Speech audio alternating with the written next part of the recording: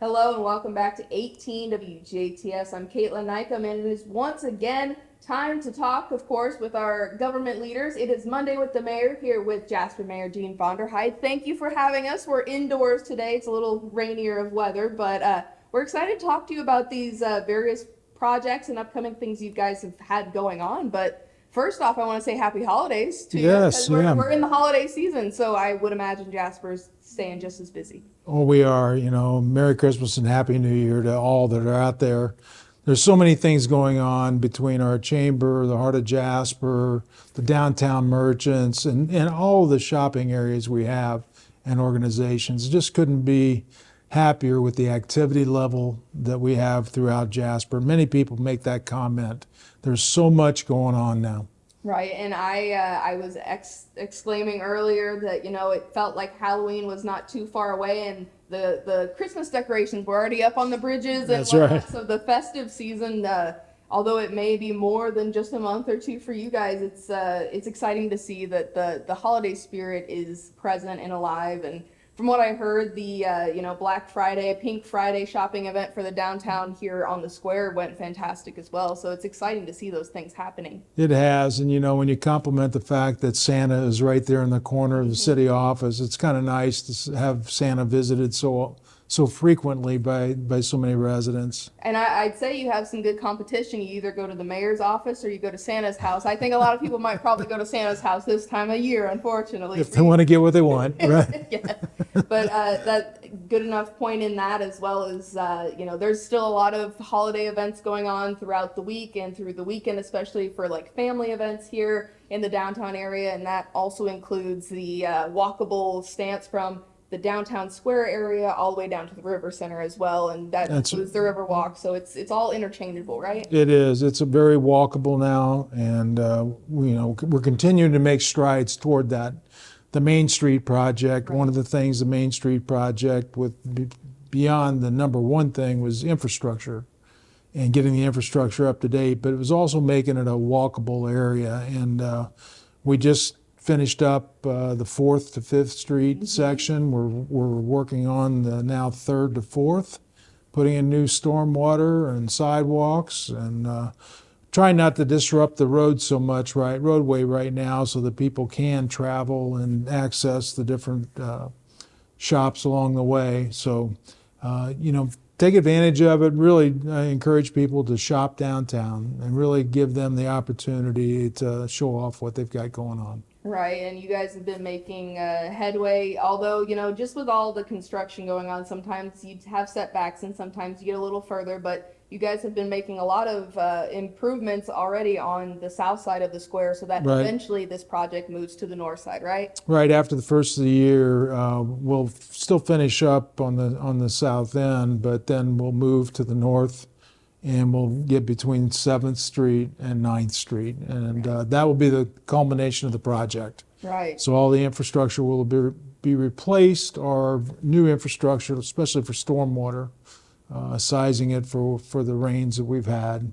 And, really glad to get that behind us. That true enough statement. I would imagine for you as well, you're just ready to see all the nice, beautiful stuff already finished. So slowly but surely it's getting done. It's a pain getting there, right. But, we all struggle with that. But when it's done, everybody seems to be very happy with it. So I just want to get it complete, get it behind us. Yes, and even though we're not thinking about summertime right now, you've got multiple projects all throughout the city of Jasper. Mm-hmm. One specifically is the community pool not too far away from where we are now, but that has been making leaps and bounds here lately too as well, right? Yeah, the aquatics facility has a roof on all the buildings now, and they're starting to work on the interior, and the pool's taking shape. We intend to be complete early April so that we can fit it out, test it out, and make sure that it's ready to go come Memorial Day.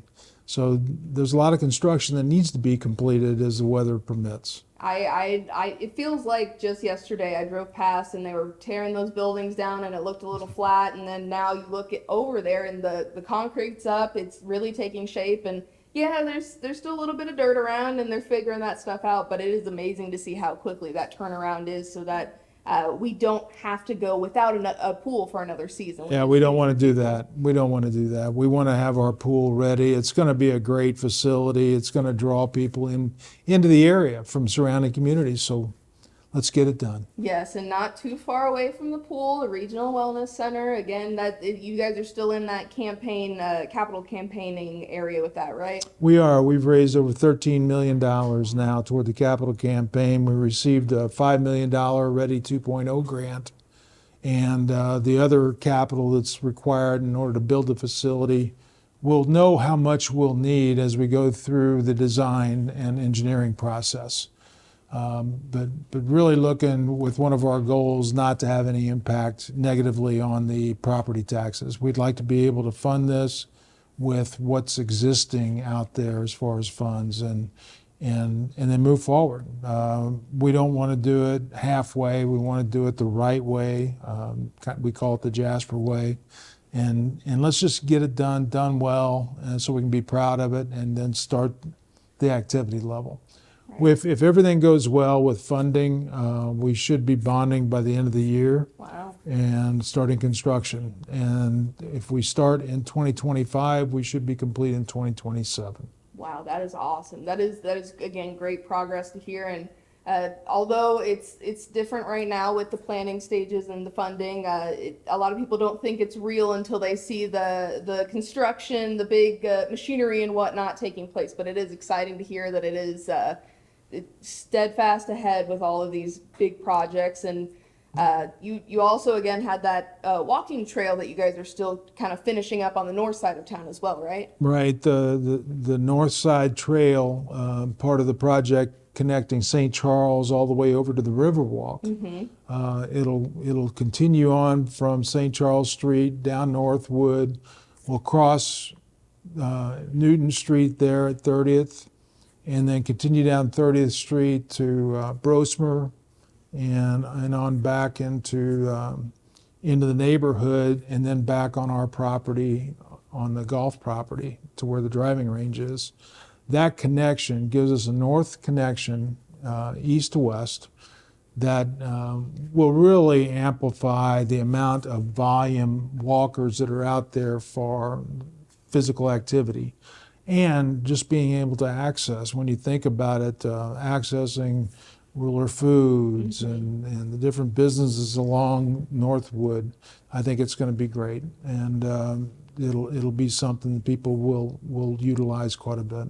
It is, again, just seeing from the center of the courthouse square to kind of moseying your way up north into Jasper. It's exciting to see that you guys are making such advancements in multiple different avenues, just through and through with all these different projects. This type of amenity doesn't sound like much to have a trail, but you know, trails they're not cheap, and it is quite an investment in a community. And this type of amenity, similar to the Regional Wellness Center, is there for the community to use. It's to help them with their physical activity through all year, not just the summer months when it's nice outside, or if it's too hot outside, they can go inside now with a walking trail in the Regional Wellness Center.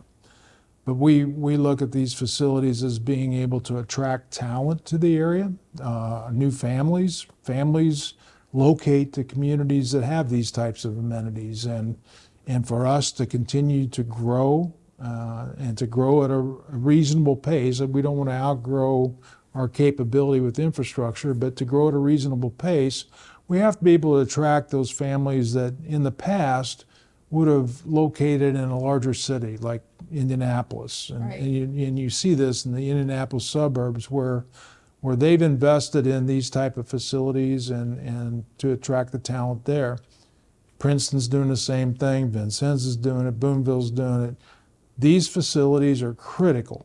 And the Regional Wellness Center with partnering with the YMCA, it's critical to the future attraction of talent to this area. And I just can't emphasize that enough. As well as allowing people of all ages and abilities the opportunity to have physical activity, to participate in activities that are planned through the YMCA or other organizations, through our Parks Department, right. Other organizations to use this.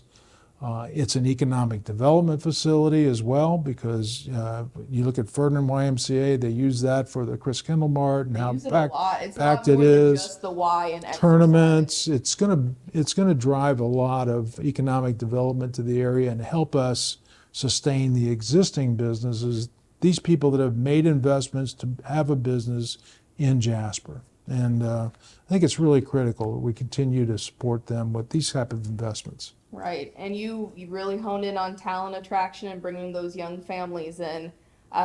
Briefly, maybe let's mention housing, because you guys have not forgotten that That's housing is very integral for continuing to expand the Jasper community. Yeah, you have to have a place for them to move to. Yes. And we've had, through the housing studies that have been conducted over the last several years, they keep coming back with, we need more housing. All right, well, what are we going to do about that? We've added some housing along the way and some new developments that we're pretty proud of, but we've got to continue to look at what else. And one of the things that we're looking at internally is, how do we infill some of these vacant lots that are within the city limits, because they've already got infrastructure there. Right. One of the biggest challenges in any developer, and they're keeping the cost of their product down, is infrastructure. What does it cost to run the infrastructure there? So we're looking at the potential of taking approximately 1,700 vacant lots. I think about, I don't know, maybe 700 might be buildable. Right. But how might we utilize those lots to help fulfill some of the demand for living in Jasper? And that is a study that was done by Indiana University graduate students at the Kelley School of Business, and they were graduates in accounting. But we need to know, with what's existing, how we can take better advantage of that, not just sprawl. We don't need urban sprawl so much. We may need it, but I think that's not our first priority. Our first priority is bring the population density into the community, and how might we do that? And at the same time, adding all these valuable assets that people really are looking for when making that move, which is just phenomenal. Honestly, it is reassuring to hear that you guys are actively seeking out these solutions to these things that people are wondering themselves as they build their families and grow up and all that stuff. Because there's a lot of people, they're Dubois County proud because they want to come back here and continue to give to this community. Oh, you're right. You're right. Dubois County is a great place to live. We all know that. We've just got to continue to take steps to make it better for the next generations. Very true. And as we go into the new year, is there anything that the city of Jasper is kind of looking forward to, expecting, or you got any New Year's wishes you want to send to the people at home? I know it's a tough question. No, I've got several wishes. Of course, I'm an Indiana University fan. I know there's a lot of Notre Dame fans. So, Big game. It's going to be a great game coming up this weekend, and I'm looking forward to that. For the state of Indiana to showcase two teams that are very deserving of being in the playoffs, I think it's wonderful for the state. So whoever wins, I have my favorite, but whoever wins, it's good for the state of Indiana, and I just am very proud of both teams. But beyond that, snow, get ready. Yeah. It's going to come. Freezing weather, it's going to come. Always be safe. Allow our street department to do its thing. It does a lot of preventive laying down the beet juice, but we're also out there right away. We don't let it accumulate very much. We keep the main thoroughfares very, very clean, but people still have to take care. You just can't take it for granted that all roads are that way.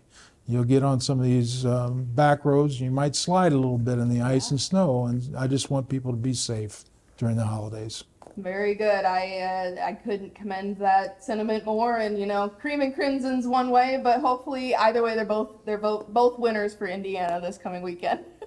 But Mayor, we appreciate your time and giving us a little bit of insight of what's going on for the city of Jasper, and for having us out today. And we of course wish you the best of holidays this upcoming, or during this season. Honestly, we're in it. So happy holidays to you, and we'll see you in the new year. Thank you. Thank you so much for watching. This has been your Monday with the Mayor here on 18 WJTS.